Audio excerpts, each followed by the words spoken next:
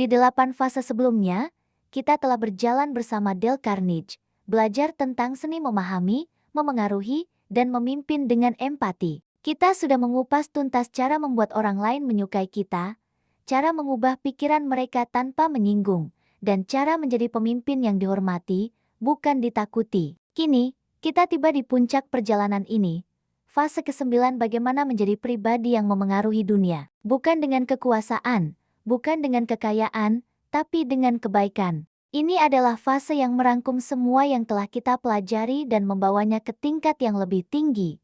Dari memengaruhi individu, menjadi memengaruhi dunia di sekitar kita. Siap? Mari kita mulai. Dale Carnegie pernah menulis, kesuksesan sejati bukan tentang kemenangan atas orang lain, melainkan kemenangan atas diri sendiri. Coba kita renungkan sejenak, di dunia yang serba cepat, serba bising, dan penuh persaingan, kita seringkali diajarkan untuk menjadi yang terhebat, menjadi yang paling menonjol, paling pintar, atau paling kuat. Tapi Carnegie menawarkan perspektif yang berbeda. Dunia ini, dengan segala kerumitannya, sebenarnya tidak butuh lebih banyak orang hebat. Yang dibutuhkannya adalah lebih banyak orang baik. Orang hebat mungkin bisa membangun gedung pencakar langit, tapi orang baik membangun jembatan antar manusia. Orang hebat mungkin bisa memenangkan debat, tapi orang baik bisa memenangkan hati. Dalam hiruk-pikuk media sosial dan berita yang tak ada habisnya, orang tidak selalu butuh pembicara yang lantang, mereka butuh seseorang yang mau mendengarkan dengan tulus. Menjadi pribadi berpengaruh bukanlah tentang berdiri di panggung besar dengan ribuan mata tertuju padamu. Pengaruh sejati seringkali dimulai dari ruang-ruang kecil yang kita huni setiap hari. Bagaimana kehadiranmu membawa kedamaian di tengah keluargamu? Bagaimana caramu membuat temanmu merasa didengar saat mereka sedang terpuruk? Bagaimana kamu memperlakukan rekan kerjamu dengan hormat, terlepas dari perbedaan pendapat? Setiap kali kamu membuat seseorang merasa dihargai, merasa penting, dan merasa dimengerti, pada saat itulah kamu sudah memengaruhi dunia dalam skala kecil. Pengaruh itu bukan ledakan besar, melainkan riak-riak kecil yang terus menyebar tanpa kita sadari. Dan riak-riak itulah yang pada akhirnya bisa menciptakan gelombang perubahan. Dale Carnegie percaya, tindakan kecil dari perhatian tulus bisa menumbuhkan keajaiban yang tidak terlihat. Pernahkah kamu merasakan bagaimana satu pujian tulus bisa mengubah seluruh harimu? Mungkin saat kamu sedang merasa minder, lalu seseorang memuji hasil kerjamu. Tiba-tiba, rasa percaya dirimu tumbuh kembali. Itu bukan sekadar kata-kata, itu adalah transfer energi positif. Atau bayangkan, saat kamu sedang terjebak macet dan merasa frustrasi, lalu ada pengemudi lain yang dengan sabar memberimu jalan sambil tersenyum. Mungkin, setelah itu, kamu jadi lebih sabar kepada pengemudi lainnya. Sikap sabar itu menular. Senyum itu menular. Kebaikan itu menular. Satu senyuman tulus yang kamu berikan pada barista di kedai kopi bisa jadi membuat harinya lebih baik. Kemudian, barista itu melayani pelanggan berikutnya dengan lebih ramah.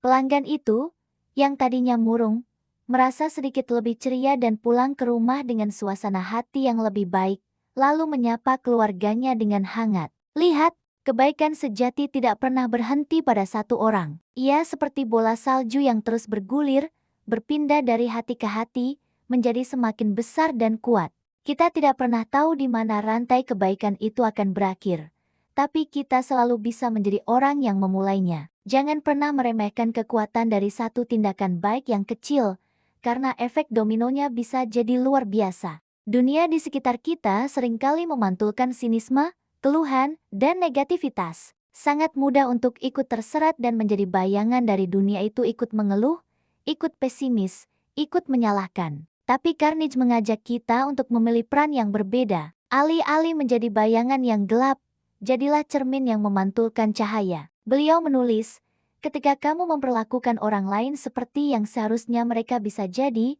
kamu membantu mereka menjadi seperti itu.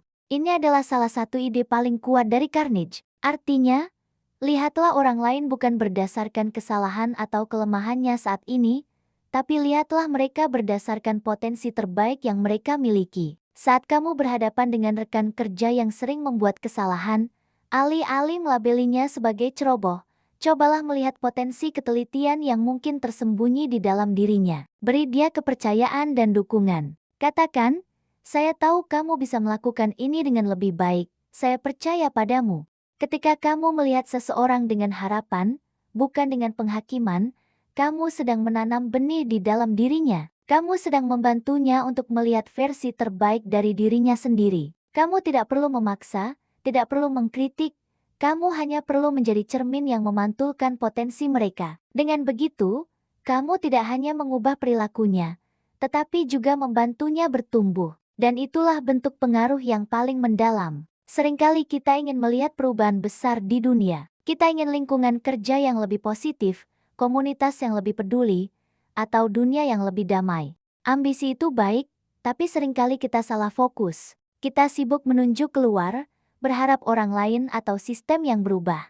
Carnegie mengingatkan kita dengan sebuah prinsip abadi, sebelum berusaha mengubah dunia, ubahlah dirimu sendiri. Pengaruh sejati selalu dimulai dari dalam. Itu adalah sebuah perjalanan introspeksi. Jika kamu ingin dunia di sekitarmu lebih hangat dan ramah, tanyakan pada dirimu, sudahkah hatiku cukup hangat hari ini? Jika kamu ingin orang lain lebih sabar dalam menghadapi masalah, tanyakan pada dirimu, sudahkah aku menjadi contoh kesabaran itu? Jika kamu mendambakan lingkungan yang lebih damai dan minim konflik, tanyakan, apakah aku sudah menjadi sumber kedamaian, atau justru sumber ketegangan? Pengaruh terbesar lahir bukan dari kekuatan berbicara untuk mengubah orang lain, tapi dari kekuatan memberi teladan melalui tindakan kita sendiri. Orang mungkin akan lupa dengan apa yang kamu katakan, tapi mereka akan selalu ingat bagaimana kamu membuat mereka merasa dan bagaimana kamu menjalani hidupmu. Jadilah perubahan yang ingin kamu lihat di dunia. Itu adalah fondasi dari semua pengaruh yang autentik dan tahan lama.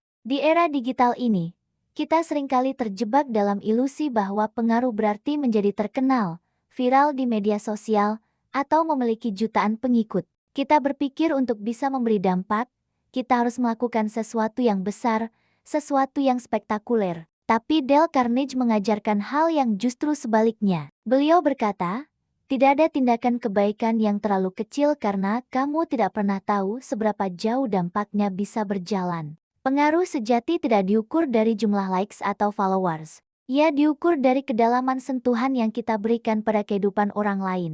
Sekecil apapun itu, senyum tulus yang kamu berikan pada kasir yang tampak lelah. Ucapan terima kasih yang tulus pada petugas kebersihan yang seringkali tak terlihat. Kata-kata semangat seperti kamu pasti bisa kepada seorang teman yang sedang ragu pada dirinya sendiri. Semua itu mungkin terasa sepele, tapi bagi orang yang menerimanya, itu bisa menjadi api kecil yang menyalakan kembali semangat mereka. Itu bisa menjadi satu-satunya cahaya di hari mereka yang kelam. Jangan pernah meremehkan hal-hal kecil. Di tangan orang yang tulus, tindakan kecil bisa menjadi sesuatu yang luar biasa. Mungkin kamu tidak akan pernah tahu bahwa ucapan terima kasihmu membuat petugas kebersihan itu merasa pekerjaannya dihargai. Mungkin kamu tidak akan pernah tahu bahwa kata semangatmu menjadi alasan temanmu tidak menyerah. Kebaikan tidak butuh pengakuan, ia hanya butuh dilakukan. Menjadi pribadi yang memengaruhi dunia bukan berarti kamu harus menjadi manusia super yang sempurna dan tidak pernah salah.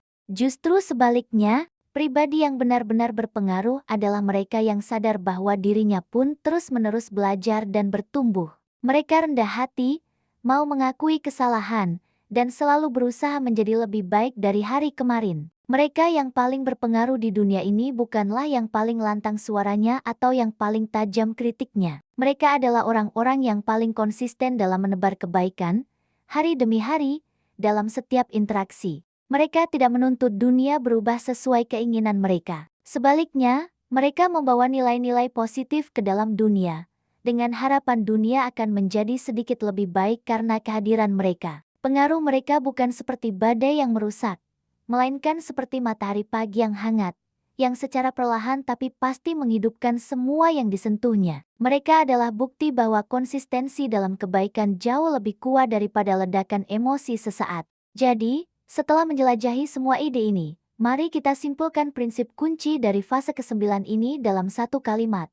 Jadilah sumber kebaikan yang konsisten, karena setiap tindakan kecil yang tulus akan meninggalkan jejak yang besar. Langkah-langkahnya sangat sederhana dan bisa kamu mulai hari ini juga. Pertama, latihlah dirimu untuk melihat potensi baik dalam setiap orang, bukan hanya kekurangannya. Kedua, berusahalah menjadi contoh, bukan menjadi pengkritik. Tunjukkan jalannya, jangan hanya menyorot kesalahannya. Ketiga, tebarkan kebaikan-kebaikan kecil setiap hari tanpa mengharapkan imbalan. Keempat, tanggapi dunia dengan empati, bukan dengan amarah. Saat dunia memberimu alasan untuk marah, carilah alasan untuk memahami. Dan yang terpenting, ingatlah selalu bahwa pengaruh sejati lahir dari ketulusan hati, bukan dari ambisi untuk menguasai. Pengaruh yang tulus akan bertahan selamanya, sementara pengaruh yang dipaksakan akan hilang seiring berjalannya waktu. Mungkin kita tidak akan pernah bisa mengubah seluruh dunia dalam satu hari. Itu adalah tugas yang terlalu besar untuk satu orang.